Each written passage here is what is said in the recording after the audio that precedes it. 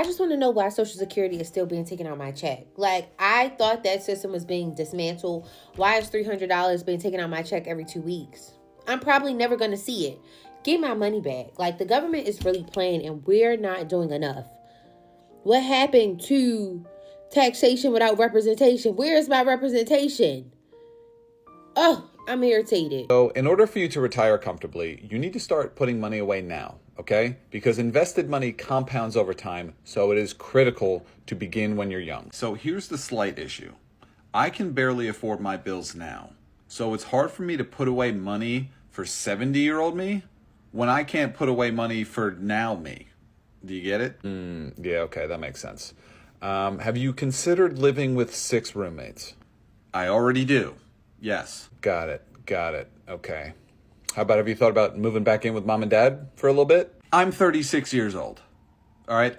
But let's just pretend hypothetically that I did have disposable income. How much money would I need to start contributing? That's a great question. So if you start contributing $400 to $500 a month now, it could easily be $1 to $2 million by the time you're 65. Okay. And with the cost of living increasing at the rate that it is, how much money am I going to need to comfortably retire at 65? Let me just do the math real quick on that. Okay, roughly $137 million. So do you see the gap there? Yeah, that is a pretty sizable gap. Okay, well, here's another option. Have you considered starting a pyramid scheme? Retirement always sounded like, something that is very simple. We thought, you just got to work for one company for a lot of years. And when you're ready for retirement, then the company will pay you pension. That's how it has always been like before. And we all thought, but that is what is going to continue happening. And everything is all sorted out. Like, everything sounds great. And then your bills will be very manageable. And then Social Security was there as a backup. You didn't need to be like a financial expert or have all this large amount of money saved up for you to survive. But but for our generation, that system barely exists anymore. So this is what's happening. Like, we are actually in a situation where a lot of young people are in fear with retirement. And are they really going to keep working for long like this, where they can barely even survive with their paycheck right now?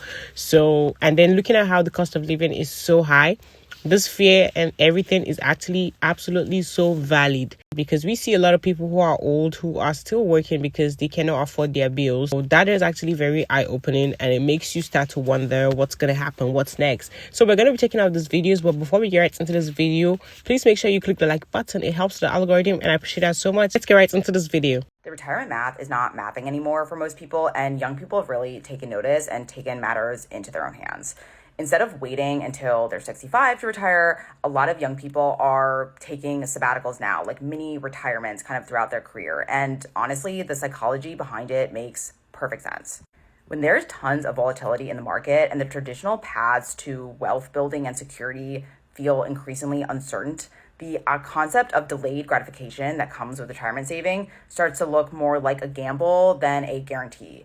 And your brain is almost making sort of this like rational calculation where it's saying, if the future is unpredictable, why not bring some joy, to the present? And that's why we're seeing a lot of like mini sabbaticals, even like FOMO, treating yourself culture. All of that is a response to the economic uncertainty. The traditional retirement model was built for a world with stable careers, more predictable markets, even shorter lifespans, and none of those factors apply in the same way anymore. And in my opinion, what we're seeing is not YOLO spending or irresponsibility. It is a thoughtful rebalancing of sort of like life's equation. And if you can afford to take a 3-month sabbatical now to recharge, learn new skills, that actually might increase your lifetime earnings and satisfaction instead of waiting decades for retirement. And obviously the future is never guaranteed. And I think that is a calculated, educated gamble that a lot of young people are taking. Your brain is wired to respond to certainty and immediacy. And a definite experience now that brings happiness and potentially better is often better than kind of maybe an uncertain experience later. And that's not a cognitive flaw. That is your brain adapting to reality.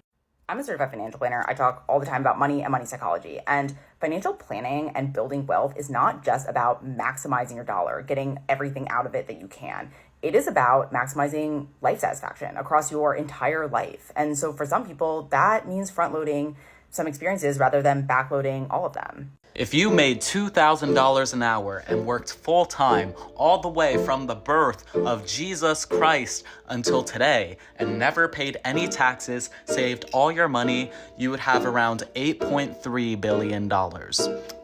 And there would still be 70 Americans who are richer than you. And to reach the same amount of money as our good hardworking friend Elon Musk, you would have to work for another 185,000 years. Full-time, $2,000 an hour, never spending anything, no taxes. It's impossible for a single person to work so hard that they become a billionaire. A millionaire, sure, but a billionaire is a lot more than a millionaire, and I don't think all of you understand that. The way people become billionaires is not through their own hard work. It is through other people's hard work. It is through exploitation. It is through cheap wages. It is through that. If you think there's some magical, ethical way that you could work really hard and become a billionaire all on your own, I'll see you in 2,000 years. I remember when I got one of my first salary jobs, and I was so excited, like, you know, to be an adult and start doing adult shit. Like, I signed up for 401k. I'm like, yeah, okay, cool. And I put it at the max, too. Girl, first paycheck, they take the money. I'm like, okay. Okay. Next paycheck, 2 weeks later, they take the money again. Huh? I'm like, oh, this is every paycheck, not once a month? Never mind. I called that office so quick. I said, remove me. Literally remove me. Give me my money back. Refund me right now what you took. I can't do it. Now looking back, I really should have, just stuck to it, maybe gone like a lower percentage, because now I'm just now restarting my 401k process at 27. I needed that money bad at the time, so I was not in a position to go for none of that, but that's just so crazy. Why every paycheck? Why not once a month? I mean, every paycheck just seems a little bit extreme. The only retirement that exists is death. There is no retirement. If you're not born into a wealthy family, if you're not a millionaire or a billionaire, there is no retirement. Your retirement is your coffin. I discovered what a pension was today. Most of you probably know it as a 401k, but a pension is what was available to a worker before 401k was even an option. And what the United States decided silently, collectively, the corporations specifically, was that pensions were too expensive for the corporation. They were too good for the employee. Because a pension guaranteed that regardless of how the stock market performs, regardless of how the company does financially, they will continue to pay their former employee that has retired until they die. Now, all roads lead back to Reagan. So around this era, you can imagine some corporations looked at that and they're like, hold on, this is really expensive. How can we cut this overhead? You know, how can we reduce how expensive it is to pay people that spent their lives working with our organization, people that we owe everything to because they made us millions of dollars in profit while they got paid a base wage? And the answer was very simple. Take it away from them. Take it away from them. But you can't just leave it empty. You have to provide some type of replacement, right? This is where the replacement comes into play. The 401k was implemented as a retirement plan where the financial burden of responsibility is now on the employee. It's on the individual. Now, you might say, well, hold on, but my company matches. So if I invest, let's just say best case scenario, every dollar you invest, you have an organization that'll invest the exact same amount of money. That's not a deal for you.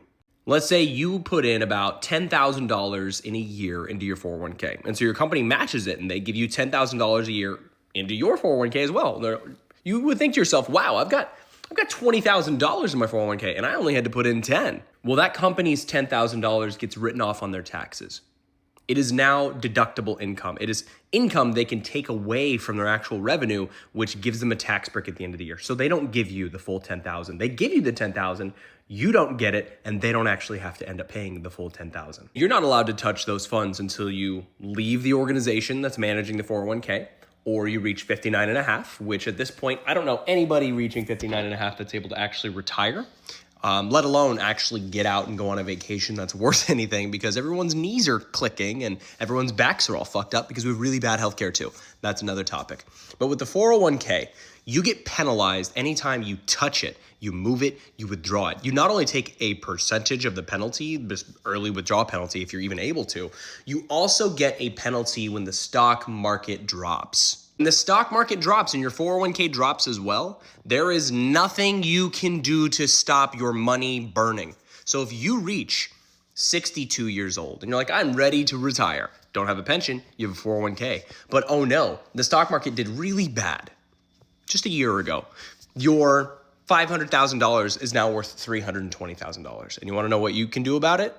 Nothing. It's the greatest American scam in history, and you will continue to contribute to it.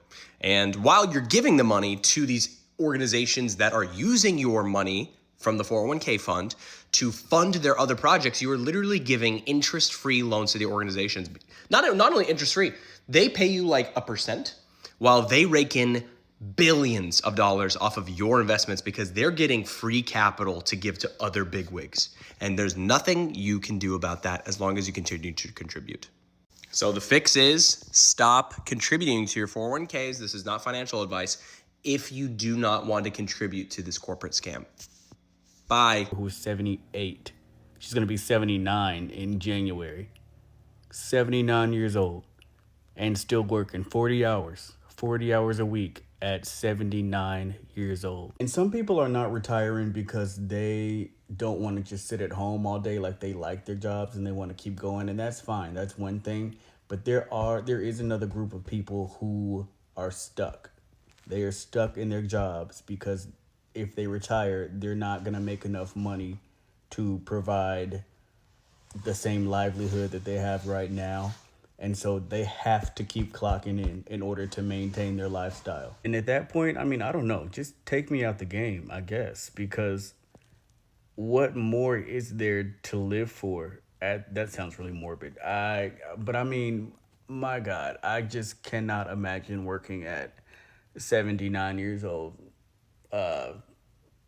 much less 67 years old. Truly, and I know, again, this is going to sound really dark, but I have always kind of thought maybe something will just take me out before I even reach retirement age, and it's not something that I'll even have to worry about. I feel like retirement used to be like a goal, and it used to be like a relaxing thing. Like you'd think about, oh, when I finally get to retire, I'm going to have all this time, I'll be with my family and all this stuff. And now, at least for me, it seems like that strikes panic in me to think about retirement, because instead of thinking about relaxing and being with family, I'm thinking about, am I going to be able to survive with whatever money I've accumulated at that point? I'm also really curious to see what retirement looks like down the line. Like, how will the older generations end up managing their retirement? Or will it be reshaped, or will it even exist? Are we all just going to end up working until we pass away at our desks? And again, I know that sounds really morbid, but barring any unforeseen changes, that seems to be the reality we're headed toward. When it comes to investing for retirement, this comment always comes up. We're never going to make it past 65. I don't want to wait that long. I'm young. I want to enjoy life. And those are all valid reasons. And I think mainly two things here. One, when you're in your 20s, yes, you're young and you want to enjoy your money and you don't want to put money towards retirement and so forth, which makes sense. But at the same time, you're literally putting a small amount of dollars or amount of money across maybe 20 plus years. And over time, that money is going to snowball and be millions by the time you do retire. And so it's one of those things where like it's not like, you're giving half or, I don't know, maybe 3/4 of your paycheck to retirement, but you're just giving a small portion every paycheck to invest continually in assets in the stock market for your retirement account. So you can still have fun. And the other comment of terms like we ain't making it past 65, that's valid. We might not because of global warming and whatever's going on in the world, and you might not make it past 65, which is true. But again, it's just like, do you want to take that chance and then be like, damn, when you are 65, like for me, when it's 2065, and you don't have enough money in your retirement account, that would kind of suck. And then also, even if you yourself as the individual don't want to wait that long and you feel like, oh, what if I pass away, or what if I can't do this or that? It's like, if that's the case, then you can give someone the money. You could give it to a family member or even your kids. Like, imagine if you yourself were in your early 20s or even a teen and your grandparents or your parents passed away, right? God forbid though, but they had like $1 million for you or something sitting in their retirement accounts that you can have access to. And so it's one of those things where, like, when it comes to retirement, it's a small price to pay in terms of investing early. When you start early, you could do, a couple $100 a month, by $100, like $100 or $200 a month. And then over the years, it'll definitely compound $2 million by the time you retire. We're really not supposed to be working for 50 years of our lives. We're really not supposed to be in that corporate area, having a boss tell us what to do and living by this structured system that we're currently in. This is just not working out. And I don't think it was ever meant to work out for the people who were working for it. I don't really think that was the case. I think it was always to make certain people richer. And so I think that we were always supposed to just, be free and travel the lands, grow fruit on the land, go to the beach, travel, learn, do your hobbies, make music, paint. Like, that's what it's really about. And I know it's easier said than done because it's like, oh, but like we can't all quit our jobs and like blah, blah, blah. But like, that's the thing. If we all, everybody collectively quit our jobs, like, I'm sorry, the system is done. The system is kaput. There's no more. So like, I just feel like that's really the only resolution. Now I could be wrong, but like, I feel like I'm not. You can have your own opinions, but that's just mine. And I feel like my opinion is a fact, which is, again, an opinion, but I'm going to choose to believe that that is a fact. We are not supposed to be working for 50 years and then we retire and barely have enough money for blah, blah, blah, and then still have to basically live paycheck to... No, that's not what this is. This generation will not be living like that. We will not be doing that. We will not be living that life that you guys structured for all the generations before because, bitch, clearly now it's not working. I'm sorry. People my age cannot afford a 1-bedroom apartment. So no, absolutely not. We're not supposed to be doing this shit. No. I think that our society is designed to distract you from the fact that you're going to die. Because if you thought really and internalized the fact that you're going to die, you wouldn't pay attention to the meaningless shit that keeps the machine moving. Like, you would just stop buying a lot of what they're selling. I think that we deny death because it's a great mystery. We're terrified of it. And we culturally just reaffirm it over and over by hiding it from people. There is something I will tell you, being a hospital, I think, here's a hot take. I think when you turn 18, you should have to do a year or two of mandatory hospice volunteering. Damn. I think if you spent time with the terminally ill when you were 18, 19 years old, it changed my entire way of viewing the world. Because they gave you a glimpse into the finiteness and that changes how you behave? Just realize that there's so much of this shit doesn't matter. Like, spend time with people that are dying. They don't really, all their stuff is a great big pile of nothing. Like, all that they can talk about is like the people that they love, the connections that they made, the experiences that they had that were beautiful or painful. And you, when you're around them, like, you could have a lot of stuff going on in your day. But I would do like a hospice visit. And by the way, like, as a hospice volunteer, you don't like sit and talk about, how are you feeling about the fact you're dying? Very rarely did anybody want to talk about, like, you're dealing with this big thing. Let me help with some of these other things. But I would walk out of every single hospice visit. Like, all the other stuff going on in my life right now, I don't have that. Like, I don't have what's going on behind that door right here on a street just like the street you live on. Like, this is it. This is it. And everything else falls away. All the bullshit falls away. All the things that were so important 5 minutes ago when you got that diagnosis or you got told we can't do anything more. Like, when my mom had her last cancer surgery before she passed away 10 years ago, they had said this is going to be about a 12-hour surgery. And there's going to be a team of surgeons working because there's different spots we have to. So we like tucked in at the waiting room at Sloan Kettering. We're like, okay, we're going to be here a really long time. 20 minutes later, they came in and they said, it's like a bomb went off. Like, the cancer is everywhere. We opened her up. We closed her up. There's nothing we could do. And in that moment, all of the other things that I was stressed about and worried about and all that, the volume was turned so far down on all those things because my mom was going to die. Like, and all that became important was, how can I spend a little more time with her? How can I make sure she knows I love her? How can I savor this wonderful thing, which, by the way, you're dying. Like, Lisa's dying. There is a finite number of times you will kiss your wife. You don't know the number, but it's a number. Like, I'll be able to tell you it someday. Like, there's a finite number though. Like, and you won't know until you've crossed over it, until you've passed it, that was it. That was the last time.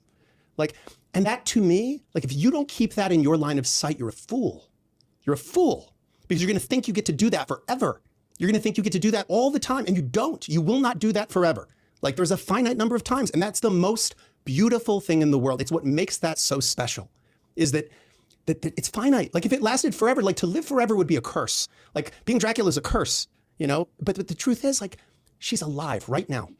Right now, she's alive. She's in the other room. She's right there, and you get to kiss her as many times as you want to. And isn't that the greatest thing? Like you have heard in this videos, actually, most jobs don't offer pensions now. Instead, you're going to be told that you should rely on 401ks account, and you're going to fund them yourselves. Like we are actually the ones funding it ourselves. So manage it ourselves and hope the market doesn't destroy right when you're ready to retire. So you're living on hopes and dreams. Let's be honest, a 401k often benefits companies more than employees, really. On top of all those things, there's like all this panic from many people who feel like Social Security might run out by the time you retire. And really, most people right now are the ones who are funding the Social Security for those people who are getting the Social Security right now at this moment, be it boomers, I guess the boomers that are getting it. And then we have the cost of living that keeps rising like never before. The rent is high as hell.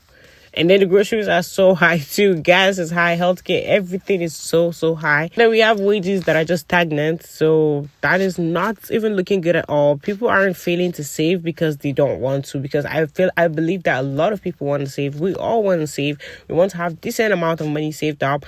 But our needs are actually just too high that it consumes everything that comes out of our paycheck. And everybody is just basically living on survival. And it's really sad that as young people, we have to sit down and keep worrying about retirement that is supposed to be maybe a lot of years from now. And then there's like this pressure that you feel at this age where they tell you if you're not investing, oh my God, like just get ready for failure because you ain't gonna make it far.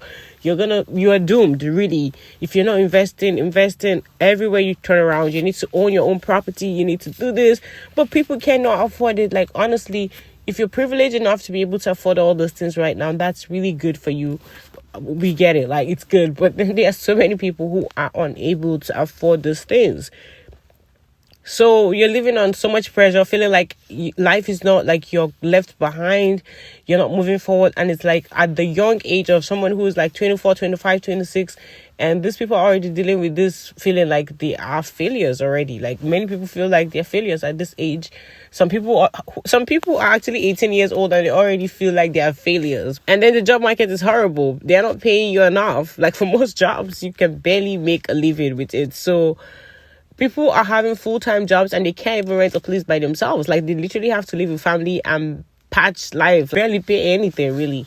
But I just don't know where we're heading to. But this whole thing, the economy, everything just seems very, very scary right now. And it's like the future is actually very questionable. We really cannot see what's out there, like what's there in the future, because right now everything just looks like, will there even be a future? But anyway, I just thought I'd share these videos with you guys. But you've made it to the end of this video. Thank you so much for watching this video to the very end. Please make sure you leave your thoughts in the comment section down below. Don't forget to click the like button. It helps the algorithm and I appreciate that so much. Subscribe to the channel if you're new here and you're watching me for the very first time. Hit the notification bell to get notified every time I post a new video.